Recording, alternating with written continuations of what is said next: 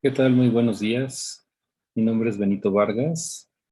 Soy cirujano de tórax y bueno, pues tengo el honor de participar con ustedes en este 45º Congreso Internacional de Cirugía General Virtual.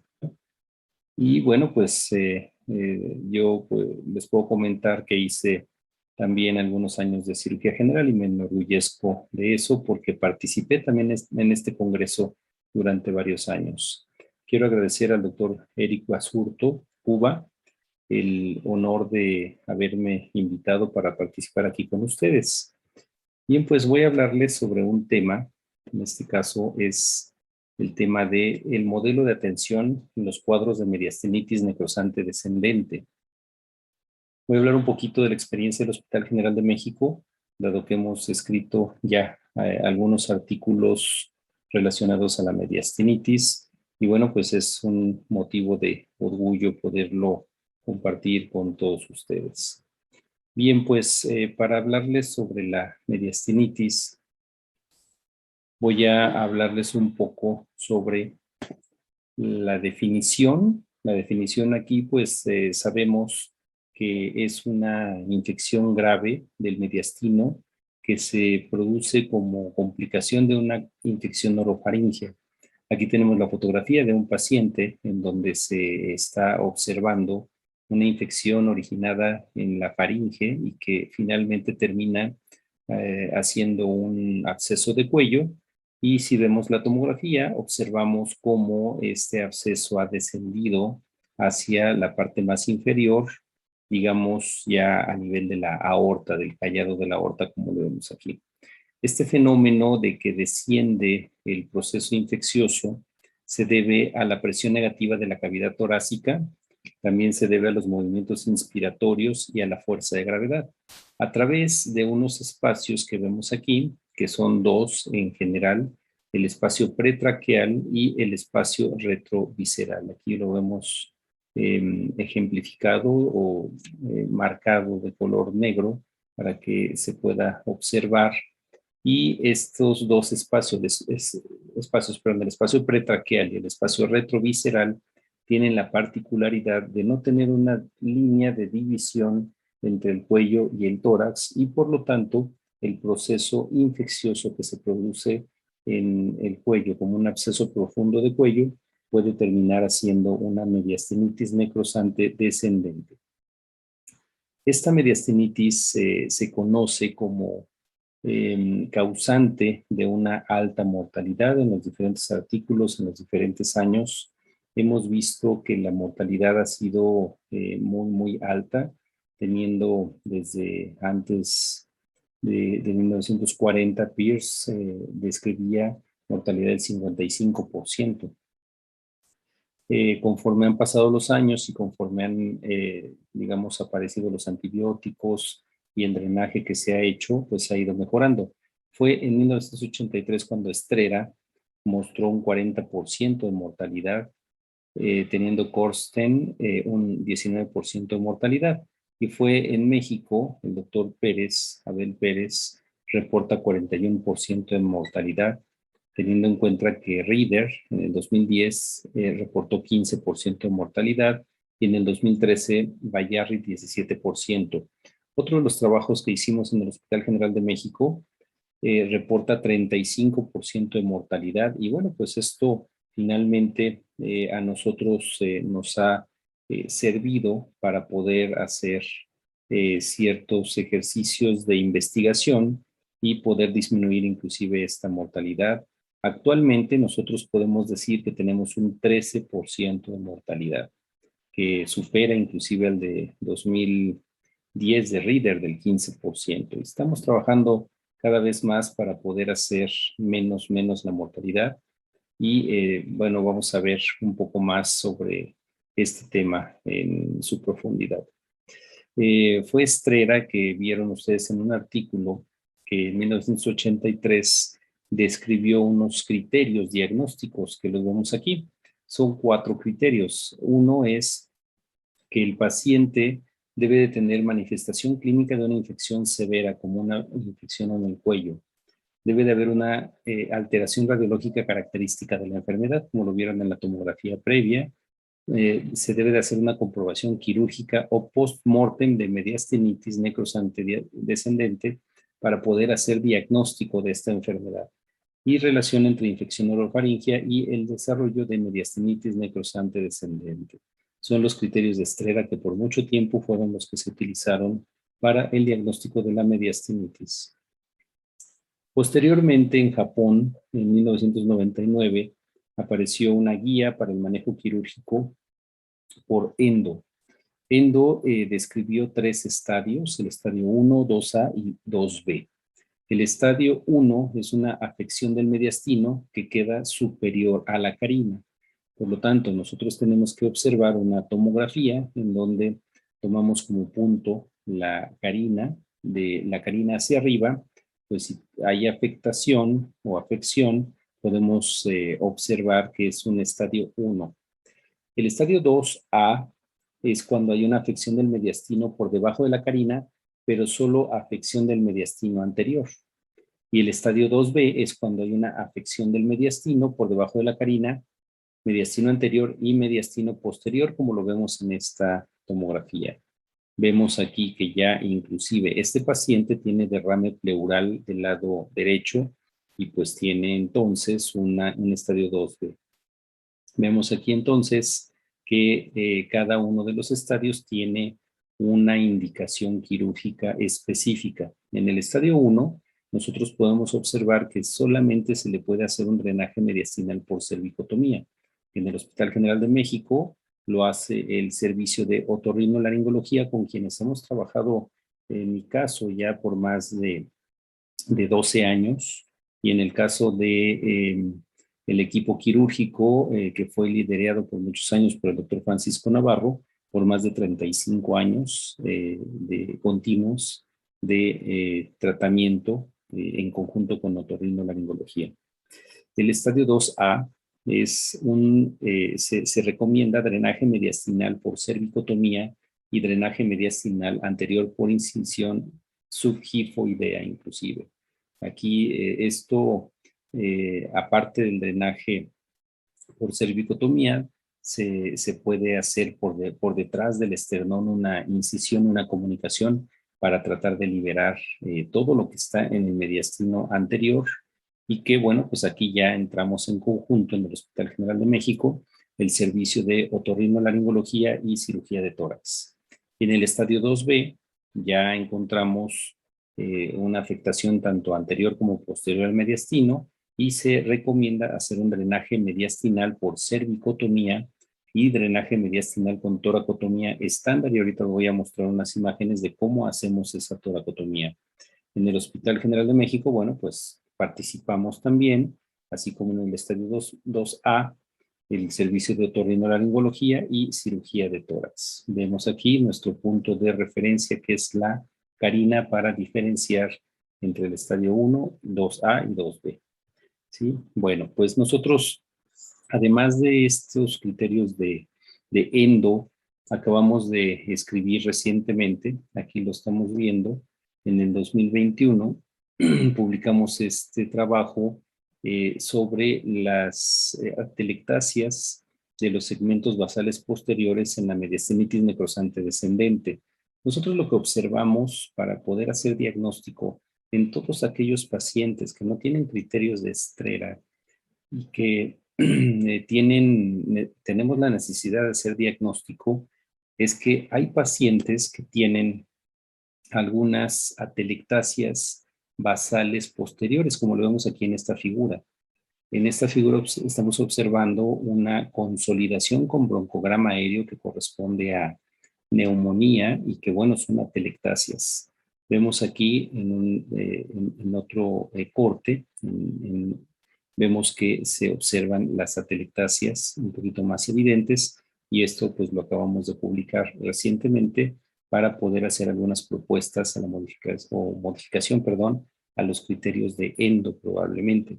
Aquí vemos otro paciente en donde se ven estas atelectasias, inclusive ya con derrame pleural asociado a atelectasia. Lo vemos aquí también en esta imagen y también en esta otra imagen.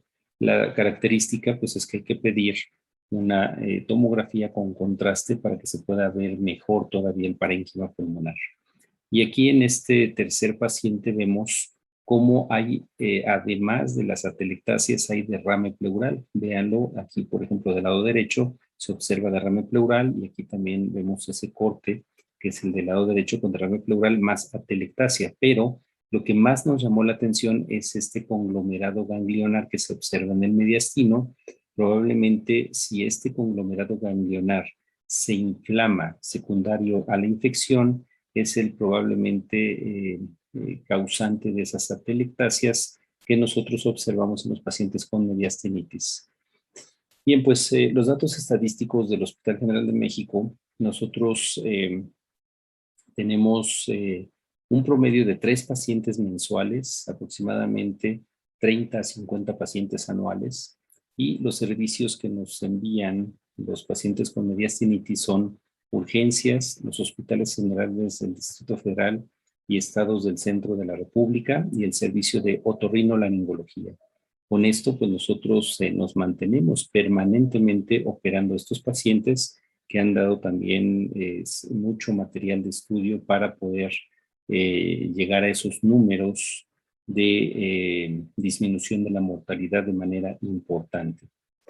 Aquí tenemos un corte que hicimos recientemente para, tomando en cuenta los criterios de ENDO, pues encontramos del 1 de enero del 2018 al 31 de diciembre del 19 un total de 113 casos, de los cuales 76 se encontraban en estadios avanzados, 2A y 2B de endo, y 37 en estadio 1. Y bueno, pues todos se abordaron por toracotomía, los que estaban en 2A y 2B, y los del estadio 1, 37, se abordaron solamente por cervicotomía por parte del servicio de otorrinolaringología. Aquí tenemos el número de casos atendidos en esta fecha, que fueron 113, y las causas, aquí las podemos observar, que las letras están muy pequeñitas, pero bueno, fueron de origen odontogénico la mayor parte de los casos. También encontramos casos originados por absceso retrofaringio, algunas causas que no identificamos, 12 casos, absceso submandibular 9, linfadenitis cervical 3, trauma faringio 2 e intubación endotraqueal en un caso de estos 113, que es lo que muestra la gran variedad de causas de la mediastinitis. Aquí tenemos de estos 113 casos, 80 fueron hombres y 33 fueron mujeres, teniendo la mayor casuística en los hombres. Vemos aquí uno de nuestros censos de cualquiera de las semanas y vemos, por ejemplo, aquí esto, pues desde este año 2013, veíamos este tipo de censos, ¿no? De todos los pacientes que tenemos.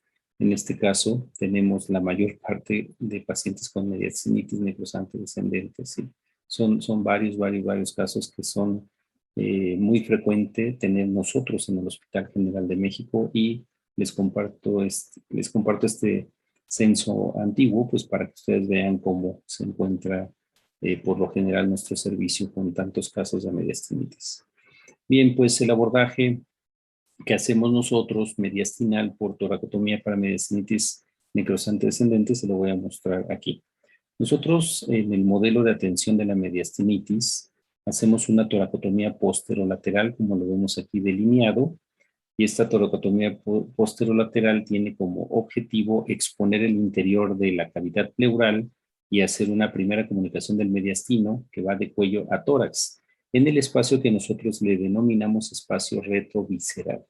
Nosotros hacemos una incisión y aquí vemos cómo esta cánula de Yankauer está especificando cómo llega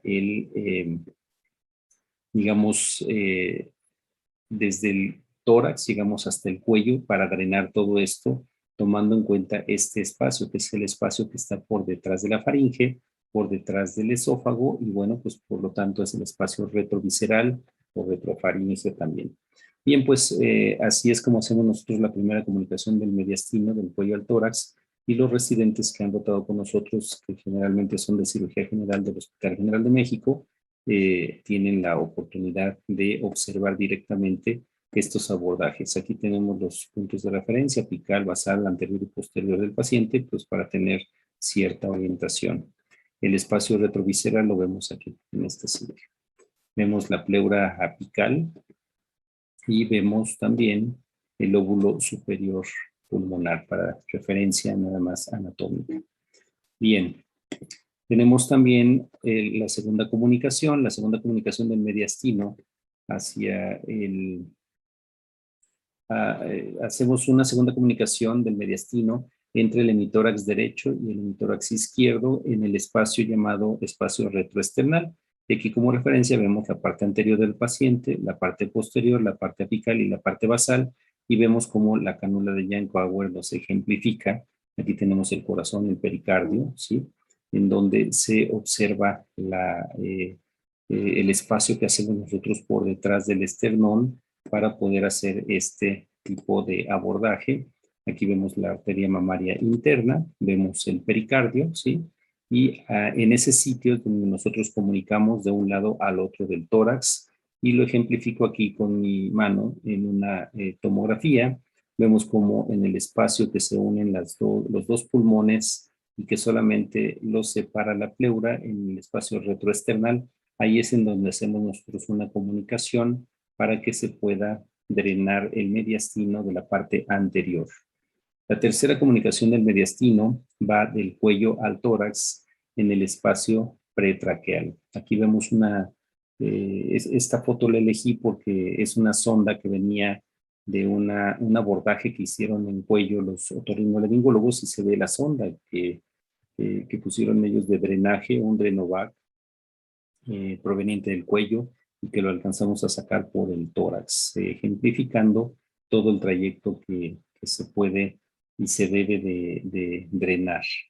La fascia pretraqueal aquí la estamos viendo. Este es un espacio que tenemos que hacer por delante de la tráquea. Literalmente, cuando hacemos esta disección, tocamos inclusive la cánula de traqueostomía que le hayan puesto, y podemos tocar los bronquios principales derecho e izquierdo de manera muy sencilla. La cuarta comunicación del mediastino es la que va del hemitórax derecho al izquierdo por el espacio retroesofágico o también preaórtico. Entre la aorta y el esófago hacemos una comunicación, pasamos la mano de un hemitórax del izquierdo, perdón, del hemitórax derecho al hemitórax izquierdo, entre el esófago y la aorta. Aquí vemos el lóbulo inferior, la columna vertebral, ese es el sitio de referencia. Y algo que pues es muy particular, pues nosotros palpamos el pulso de la aorta como referencia para poderla rodear y llegar hasta la pleura contralateral. De esta manera vemos cómo están las relaciones anatómicas. Vemos que entre el esófago y la aorta hay un espacio que es el que nosotros abrimos para drenar el mediastino en la parte posterior, ¿sí? Y finalmente nosotros colocamos dos sondas endopleurales, una sonda endopleural derecha en Y, que normalmente es una sonda que son dos sondas que las hemos estandarizado del hemitórax derecho, pero también nosotros, como comunicamos el hemitórax derecho con el hemitórax izquierdo, hacemos una comunicación, y eso amerita poner una sonda también del lado izquierdo. Este es el modelo de atención de la mediastinitis necrosante descendente del Hospital General de México, y lo hemos estandarizado de esa manera. Si después de una semana de estar vigilando nosotros al paciente y que ya fue posible quitar las ondas endopleurales, bueno, pues no hay ningún problema, pero si no, entonces volvemos a hacer una toracotomía del lado que amerite el paciente. Y pues todos estos conceptos los hemos plasmado en este artículo que fue liderado por el doctor Francisco Navarro, que es un modelo de atención de la mediastinitis y la experiencia de 34 años, desde 1982 hasta el 2016, por el grupo que trabajamos en el Hospital General de México. Muy bien, bueno, pues para no quitar más de su tiempo y ajustarme al tiempo que me otorgaron, Solamente concluyo diciéndoles que el absceso profundo del cuello y la mediastinitis son entidades que requieren una alta sospecha clínica y tratamiento inmediato. Y se requiere generar protocolos de investigación que ayuden a mejorar la mortalidad obtenida hasta la fecha. Muy bien, sin más por este momento, agradezco nuevamente al comité organizador y es un honor presentar esta ponencia aquí con ustedes en este Congreso número 45 Internacional de Cirugía General de manera virtual. Bueno, pues les dejo mis datos aquí y pues nuevamente quiero agradecer al comité organizador por el favor de haberme invitado.